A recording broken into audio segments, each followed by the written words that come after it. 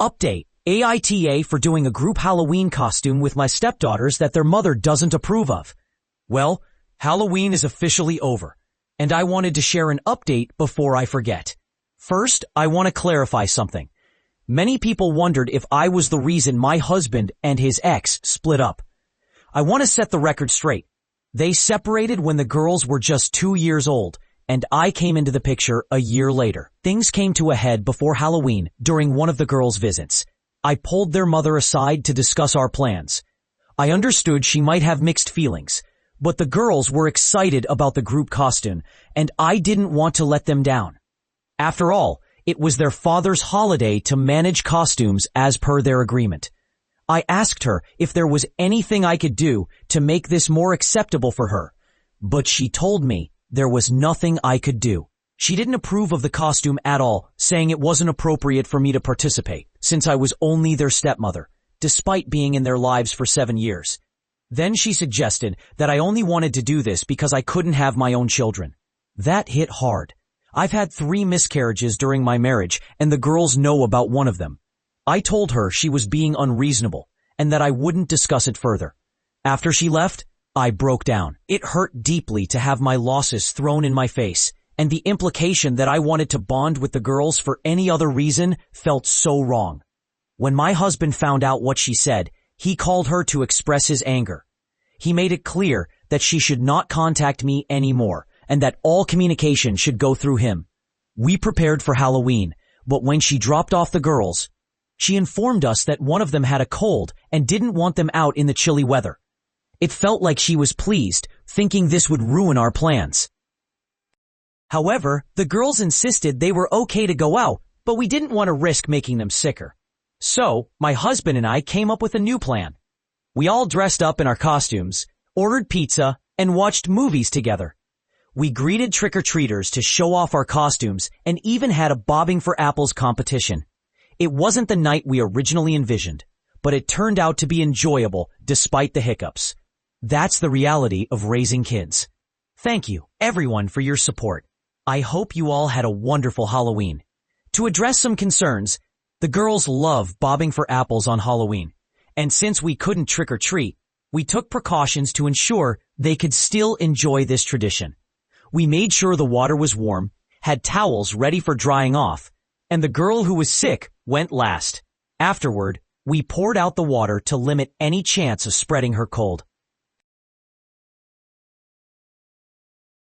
I broke up with my ex-fiancé of 4 years 2 weeks ago after discovering a significant lie. Just 3 days ago, I learned that she took her own life because I wouldn't take her back. Now I'm feeling utterly lost and overwhelmed, as everyone seems to be blaming me for what happened. A bit of background. We had been together for almost 6 years and engaged for 4. I met her through a close friend at a party, and we just clicked. She was beautiful, had a vibrant personality, and shared many of my interests. But in April, I started noticing changes. She began wearing more revealing outfits and putting on more makeup. I didn't mind her choices, but it hurt when she started coming home late from work and choosing to spend weekends out with friends instead of with me. When I asked why, she never invited me along. She told me it was a girls' night out and that her friends wouldn't be comfortable with me tagging along. Things came to a head in June when I planned a date, but she said she already had plans with her friends. I lost my temper, and we had a huge fight that ended with her leaving.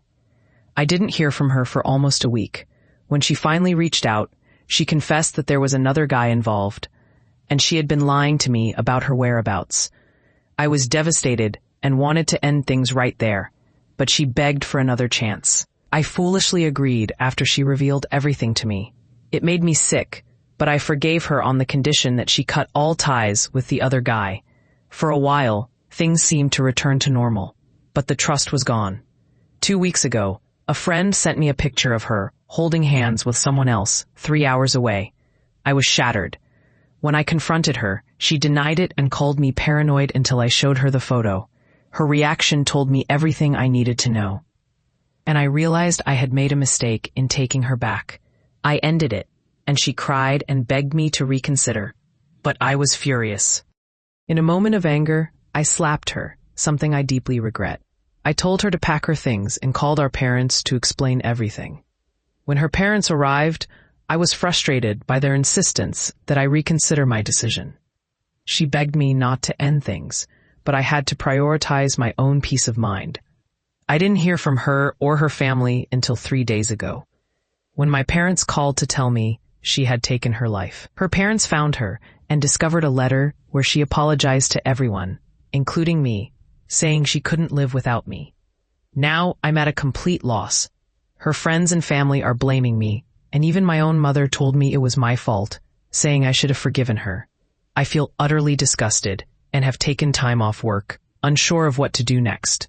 In the end, I really don't know what to say. Mario Kart made me end my marriage. I was in a 7-year relationship, married for only a few months, when everything I'd been ignoring began to weigh on my mind. I realized that this relationship wasn't what I wanted long term. When I reflect on the moments that prompted those thoughts, one of the first and most significant was Mario Kart. I had played it a lot when I was younger with my brothers. We spent our holidays playing on the Wii, and even as we grew older, we would pull it out to play again. Those gaming sessions became a way for us to connect, and we shared some of our most intimate conversations while sitting around the screen. At 29, I was at a party with colleagues when I noticed one of them had a Nintendo Switch with the new Mario Kart game. They weren't really into gaming, but had bought it solely for the nostalgia. I remember thinking, but they're an adult. That's a bit sad. Then it hit me. My partner would be furious if I wasted my money on a game console. For months, amidst other thoughts swirling in my mind, I kept coming back to that game. I realized I was in a mildly controlling relationship. My partner wasn't strict, but he had such strong opinions that it altered how I lived and behaved. Something as simple as buying a game I liked had been rewired in my brain as childish and a waste of money. How could I buy a game when I'd get comments like, "When was the last time you read a book?" Eventually, I caved and bought myself a Switch. When it arrived, it was met with shock, but not much else. The first time I played it, my partner glanced at the screen for 10 seconds before rolling his eyes and walking away. The next time, he told me to turn it off because it was too bright and too loud. Fast forward, and we've been separated for a year and a half now. I live alone in a cozy house with my lovely cat, and I'm seeing someone new who is genuine, kind, and finds my newfound obsession with Mario Kart hilarious. A few times a week, I play it online with my brother, just like the old days. We still have so much fun, even as grown-ups with jobs and mortgages. The inner child in me is finally satisfied, though I can't help but feel a little bitter about having wasted my 20s with someone who didn't appreciate me for who I am. My fiancé saw me walk up the front doors of his work, and his heart dropped. I just knew today would be a good day. Normally, I avoid stopping by his restaurant after work because traffic is usually a nightmare, and I'm already exhausted. But today was different. I had a tough day at work, and his place has the best food and drinks. Plus, it's usually quiet on Mondays. With the rain easing traffic, I got off work early. I picked up his son from school, and as we drove, anticipation bubbled in my stomach. When we arrived, we stepped out hand in hand, walking toward the glass doors, waiting for him to notice us. And when he did, it was like time stopped. He shut his eyes, threw his head back, and clutched his chest, nearly in tears. I let go of our son's hand, watching him run to his father, arms wide open and beaming with joy. They held each other tightly. As I approached, my soon-to-be husband discreetly pulled us close, giving me a proper embrace. His grip was firm, and when he finally pulled away, he looked into my eyes, filled with a mix of sadness and anxiety. "How did you know? How did you know I needed you today?" he asked. I simply replied, "I don't know, but maybe because I needed you too." The love and relief in his eyes reassured me that he is wholeheartedly committed to us and our future. I couldn't feel more blessed.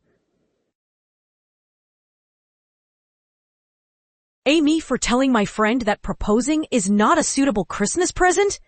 I have a friend, Harry, who I've known for over a decade. He was part of my wedding party, and most of the time, he's a really great guy. Harry has been dating his girlfriend for about 4 years. She's truly wonderful and brings out the best in him. A couple of weeks ago, Harry confided in me that he planned to propose to her over Christmas. He wanted to surprise her by having his parents visit unexpectedly while they were celebrating with her family.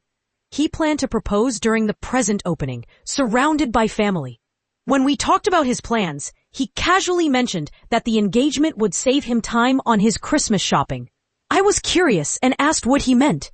He said he hadn't planned to get her anything else since he was proposing. I told him that the two weren't mutually exclusive. When I got engaged, my husband still gave me a birthday present the following month. Harry argued that the ring was costing him quite a bit, which was true, but he could still afford a couple of thoughtful gifts for her. I pointed out that if he wanted to surprise her with the proposal, it would be pretty obvious something was up if there were no gifts from him under the tree. We went back and forth a bit, with Harry insisting that getting engaged was a gift in itself. I reminded him that his girlfriend would have likely bought him gifts that he would appreciate. An engagement isn't the same kind of exchange. While she isn't materialistic, she values the mutual exchange of gifts during holidays. We didn't have a major fight, but Harry said he might not share more about the engagement with me because of our differing views. I don't want to be stubborn about this, so I'm reaching out for some outside perspective. I've seen comments suggesting he shouldn't propose in front of others, but I know his girlfriend would love that. Others have said I shouldn't involve myself too much in his life. But our conversation was brief, and I didn't tell him what to do. I just hope to be a friend who can be honest when I think he's in the wrong. My question centers on the proposal being a gift, not whether I'm a bad friend. Update 2. I caught my husband in an affair and don't know how to move forward. Wow, I can't believe this happened over 5 years ago now. In some ways, it feels like it happened in a different life. I still get messages asking about this, and I wanted to share how life can look a few years down the line after everything gets turned upside down. Good news, if you put in the work, it can look pretty amazing. First, where is my ex-husband now? I haven't had contact with him since September 2020. I don't keep track of him, but I see that he still follows me on Instagram and watches all my stories. I considered blocking him, but I decided to let it be. There's a part of me that's okay with living my life and letting him see it. He and the affair partner got married after having a child, and I believe they had another one. But they both lost their teaching jobs and had to move to a remote area. Last I heard, the affair partner was sending my ex's former best friend frantic messages about feeling excluded from gatherings. But enough about them. They've taken up too many pages in my story. When we last left off, I had just moved to a new city, Richmond, Virginia, and was rediscovering myself. The change of scenery was the best thing I could have done. I was never meant to live in the suburbs, and moving to a vibrant city where I can walk to coffee shops, bakeries, and bookstores honestly helped my mental health as much as therapy did. I even bought a house here a couple of years ago and have really settled in. Then I got my puppy, a corgi named Bilbo Baggins, who is the true love of my life. He's the sweetest little guy, and we go to a local dog park with a bar all the time. He even has his own dog social group. Since I don't plan on having kids, he's basically my son. It hasn't all been perfect. I lost my dad. My best friend moved across the country, and I haven't dated much in the past couple of years. Dating hasn't been a priority for me, and my friends say I might be too picky. I believe it's worth waiting for someone who truly values me, especially after experiencing a marriage where love didn't always mean kindness. While I may be single, I'm fulfilled and busy. My birthday is Saturday, and I'll be celebrating in Paris at a Lady Gaga concert. I've seen Sabrina Carpenter in Amsterdam, Taylor Swift in Lyon, and Springsteen in Edinburgh. Earlier this year, I visited Katmai National Park to see the brown bears. I have a D&D group and a wonderful community of people I love. I wouldn't be in this headspace if I hadn't gone to therapy and worked through why I settled for my ex in the first place. I remember planning our honeymoon in New Zealand. I had to do all the planning while he picked the location. He wouldn't drive, so we had to take a guided tour. He pretended he couldn't get a day off work until I started crying and begging him to just ask his boss. That's when he revealed he always had the day off, but wanted to see if I was working hard enough to choose good flights. It was a lot to unpack in therapy, but I'm grateful I did. Without that work, I don't think I would have built this life for myself. What happened set me up to live a happier life than I was experiencing. So in some ways, I'm thankful for the experience, difficult as it was. If you're in the middle of something terrible and unfair, just know that it's not forever. While this experience has made me a believer in karma, I also know that it took a lot of effort to pull myself out of that dark place. Sometimes it felt like I would slide back in, but by looking forward and understanding myself better, I eventually found my way out. You can too, and you're worth fighting for. I'm in love with my gym bro. I never expected to find myself in this situation. I'm 22 and I thought I was straight until I met him, my gym buddy, who's 24. A few months ago, I noticed him at the gym and something about him made me nervous. But I pushed through that feeling and struck up a conversation. To my surprise, he was really nice and funny and we quickly became friends. Then, 2 weeks later, my girlfriend broke up with me. I confided in him, and during a heart-to-heart, he casually came out as gay. That initial nervousness I felt around him didn't fade. Instead, it transformed into something deeper. I started to realize that the way I looked at him was similar to how I'd look at a beautiful girl. As the months went by, it became increasingly difficult to be near him because he's just so gorgeous. At night, I'd imagine him snuggled up next to me. I found myself wanting to text him constantly and wishing I could kiss him. I guess this is me coming out as bi. I met this amazing guy at the gym, and I love his personality. He makes me laugh, and honestly, he's quite attractive. I wanted to ask him out so badly. Then, one day at the gym, I finally gathered the courage. After our sets, I walked him to his car and told him how I felt. I was shaking with nerves, but I managed to say it.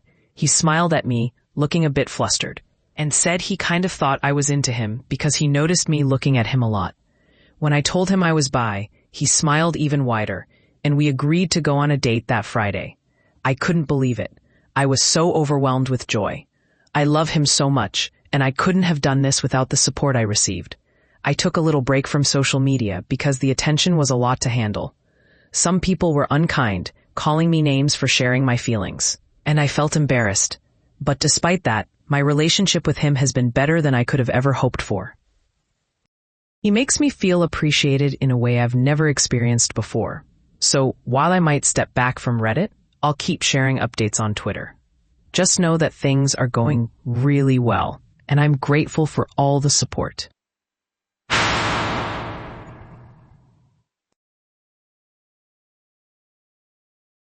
IATA for refusing to financially support my parents and explaining why when my brother asked. I'm a 38-year-old woman who has been living away from my family for over a decade. During this time, I've managed to support myself without asking for help. I wasn't raised by my parents. My grandmother took care of me, and I never really connected with my parents. Last year, while on vacation with my siblings, I discovered that my youngest brother, who earns the most, has been covering our parents' mortgage and living expenses. When he asked why I wasn't contributing, I felt compelled to share my truth. I explained that our parents didn't support me growing up. I still remember when my grandmother asked me to write to them for help with my education. My mom responded, saying my grandmother should teach me not to ask them for money because they were just getting by with what my dad earned. I told my brother that I had contributed financially when we immigrated and even paid rent while living with them for 2 years. I used my earnings to support my grandmother until she passed away. Since moving away, I've been completely on my own without any financial help from my parents. Given this history, I didn't feel responsible for supporting them now. After our conversation, my brother informed my mom, who confronted me through text, accusing me of being disrespectful. I tried to explain my feelings and the experiences that shaped them. She brought up moments she considered disrespectful, including conflicts that often stem from her actions, like trying to persuade my grandmother to send me away from money or ruining my school uniform.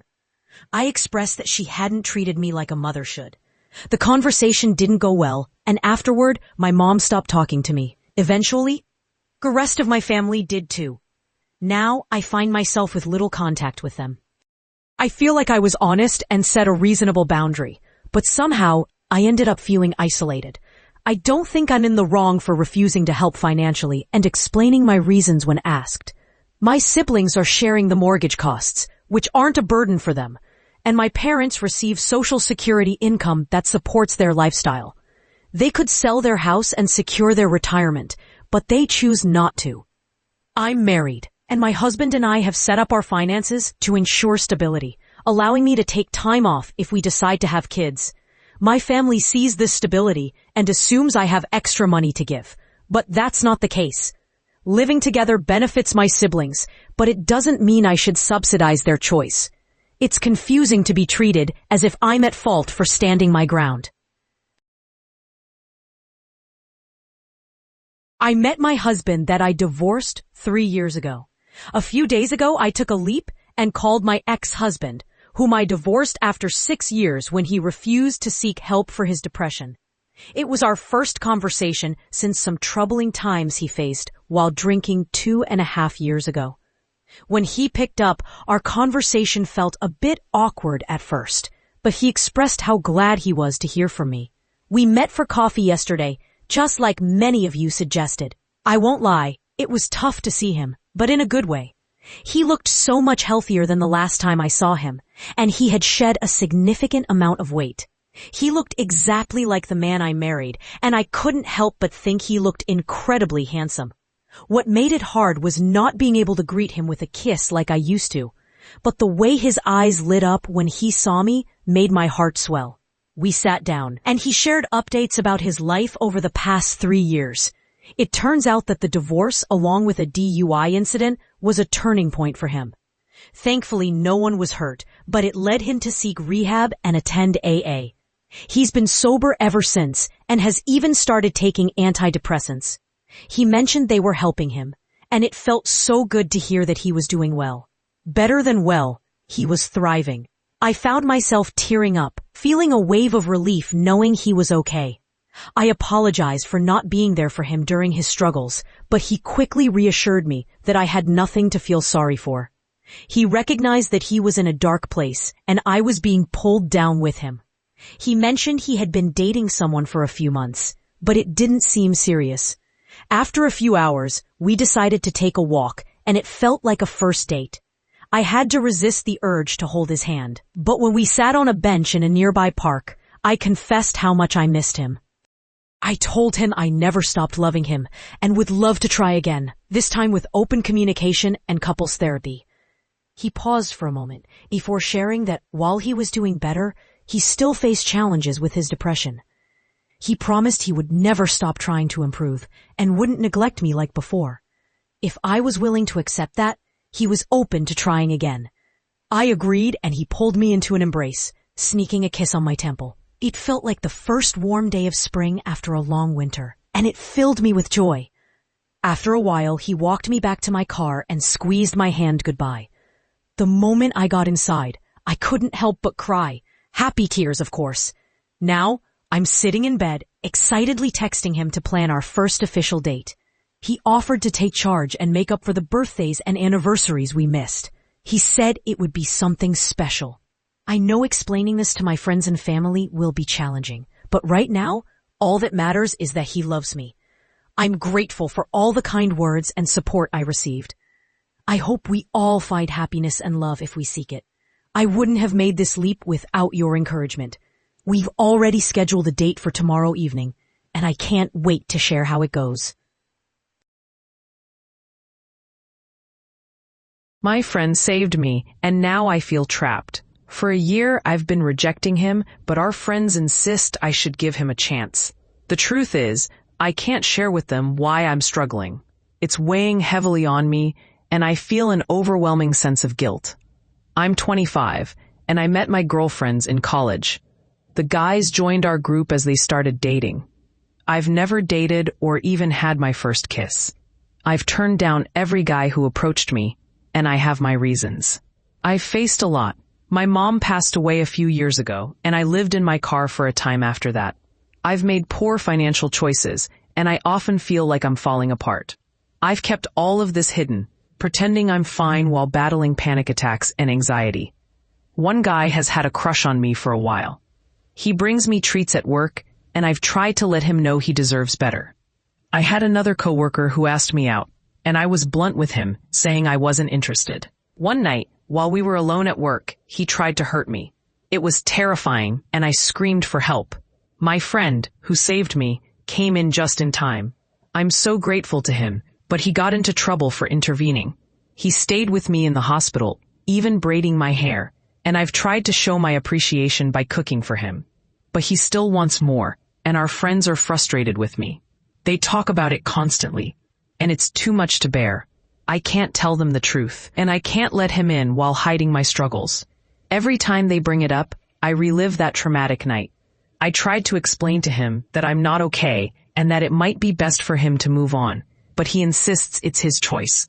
I'm really struggling. Some days I feel like I can't go on. I just can't handle everything right now.